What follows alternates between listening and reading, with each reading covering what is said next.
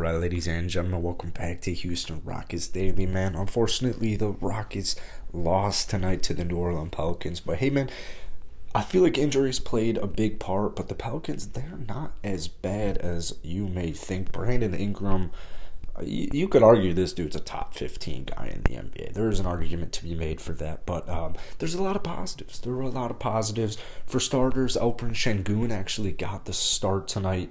We were without Eric Gordon, which kind of sucks because this is the last home game before the trade deadline. So tonight would have been Eric Gordon's last game in Houston.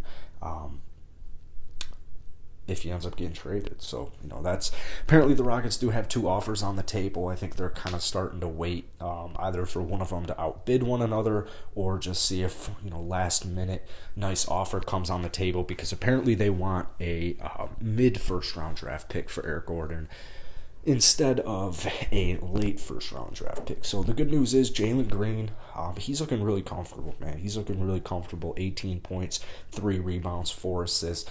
Still not shooting the ball well from downtown, but, when he gets downhill, you should get out of the way. You should get out of the way. He's trying to dunk on every dude. He's got that finesse around the rim. He's being a lot more aggressive. They're starting to call some more plays for him. So it's been really cool to see Jalen Green kind of come into his own shoes here.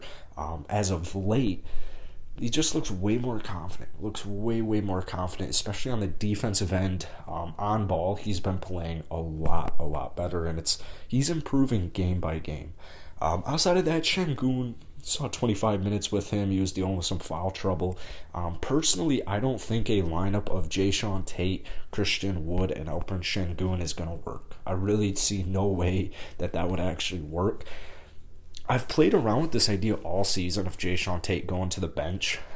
If Daniel Theis were to be the starting five, or if Sengun were to be the starting five, because he just can't really shoot. The good news is, as opposed to Daniel Theis, Alperen Sengun is a really skilled passer, and he finds cutters all the time. Jae'Sean Tate's a cutter. He cuts all the time, so it's one of the things he thrives in. He lives in the paint. He loves getting points in the paint. So, Jae'Sean Tate, 15 points for him tonight, 5 of 10 from the field. He had a good game, a steal, 2 blocks, high-energy player.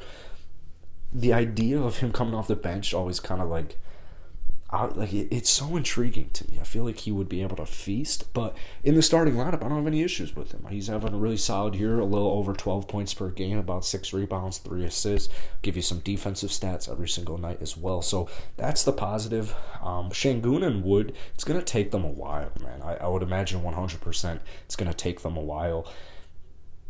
If Silas continues to go in that direction, who really knows what Silas is going to decide to do. KPJ, not a great shooting game for him, but you love to see that 8 assist total. He's looking confident as well. He's just not always going to have it shooting the basketball. Only 8 points for him tonight. He's learning. It's only like his first year technically really being a point guard. So give him time, but that 8 assists, that's a really good, really bright spot. Christian Wood, probably player of the game for the Rockets, 22 points, 8 rebounds, 3 assists. He's going to lose some rebounds with Sengun being the center for sure, as he does with Daniel Theis starting. But you can tell Christian Wood, especially from downtown, man, he's feeling really confident. He's feeling really confident in himself. He's even sending out some tweets to people, apparently giving some Rocket fans praise for staying true and not giving up on the team. 3 of 6 from downtown. You can tell, man, he's just got that look in his eye where he doesn't want anyone to be able to stop. So he's grinding. Kudos to him, props to him. We're still kind of waiting to see what happens to him at the deadline. I would say there's probably a 75% chance that he stays a Houston Rocket past the deadline, whether you like that or not.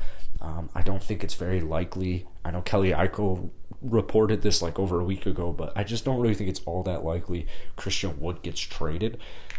I might make a video on this, an interesting team would definitely be Charlotte. PJ Washington, I think, is a phenomenal piece, and I would love to have him on the Houston Rockets.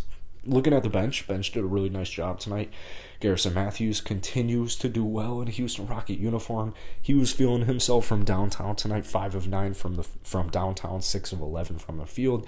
He gave us 18 off of the bench. Josh Christopher gave us 12 off of the bench. We've been really praising him just so confident with the 3-point shot. Just so confident with the 3-point shot.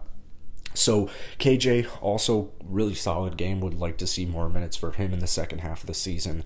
9 for him, 39 bench points. I think that's a really bright spot considering they had a 9-man rotation tonight, and it was basically like an 8-man rotation because Armani Brooks only played 10 minutes there. So 39 points kind of scattered between 3.5 really, if you will. I think that's a really good bright spot. So unfortunately the Houston Rockets didn't get the win. 15-38 on the season now.